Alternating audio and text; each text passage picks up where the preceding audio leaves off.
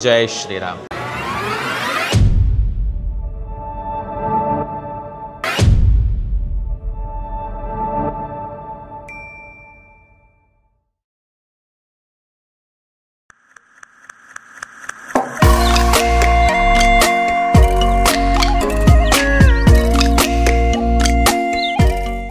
जय श्रीराम।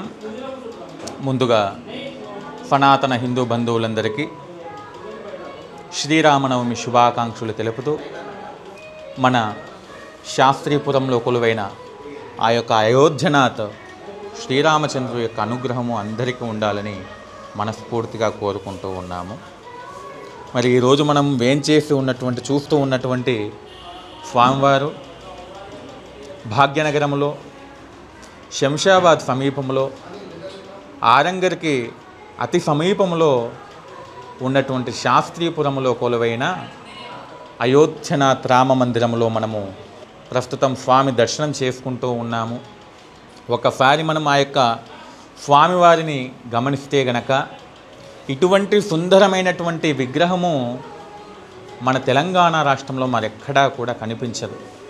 ఇటువంటి ఏకశిల రామచంద్రుని యొక్క మూర్తి భారతదేశంలో కేవలము 4 చోట్ల మాత్రమే ఉన్నాయి.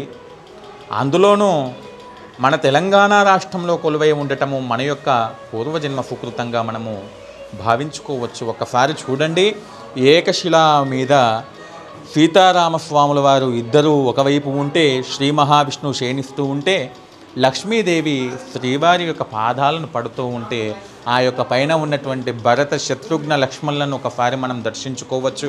అదేవిధంగా ఒకవైపు హనుమంతుల వారు, మరోవైపు గరుడ్మంతుల వారు, మధ్యలో రామానుజుల వారు, అక్కడ ఉన్నటువంటి ఆల్వారులు, కింద చూస్తే శ్రీకూర్మము.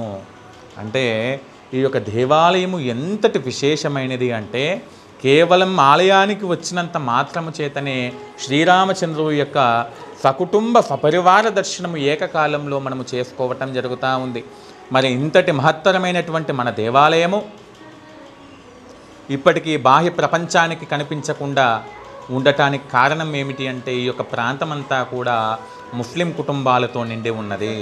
కాబట్టి ఈ యొక్క ఆలయానికి రాకపోకలు తగ్గిపోయాయి, ఆలయం అభివృద్ధికి నోచుకోకుండా పోయింది. కాబట్టి ఇక్కడ ఉన్నటువంటి స్థానిక యువత మొత్తము కూడా ఈ యొక్క దేవాలయాన్ని అభివృద్ధి చేయాలని, ఆ యొక్క అయోధ్యనాథ్ రామ మందిరాన్ని యావత్ ప్రపంచానికి నలువైపులా చాటి చెప్పాలన్నటువంటి సదుద్దేశముతో ఈ యొక్క ఆలయ అభివృద్ధికి శ్రీకారం చుట్టడం జరిగింది.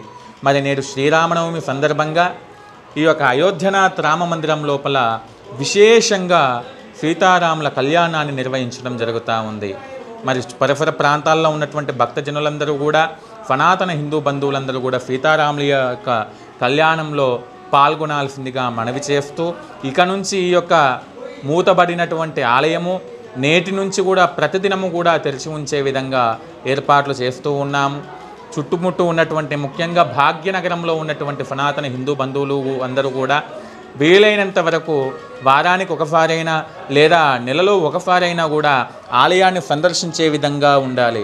ఎందుకంటే ఇటువంటి ఆలయాలను మనం ఎప్పుడైతే సంరక్షించుకుంటామో, ఎప్పుడైతే కాపాడుకుంటామో, అప్పుడే సనాతన ధర్మం అనేది నిత్యనూతనంగా వెలుగొందుతూ ఉంటుంది. కాబట్టి ఆ యొక్క అయోధ్యనాథ్ రామ మందిరానికి మనమందరము అండగా నిలుద్దాము, మన యొక్క ఆలయాలను కాపాడుకుందాము అని తెలియజేస్తూ సనాతన హిందూ బంధువులందరికీ మరోసారి ఆ యొక్క అయోధ్యనాథ్ రామచంద్ర ప్రభువు యొక్క అనుగ్రహము ఉండాలని కోరుకుంటూ శ్రీరామనవమి శుభాకాంక్షలు తెలుపుతున్నాను. జై శ్రీరామ్.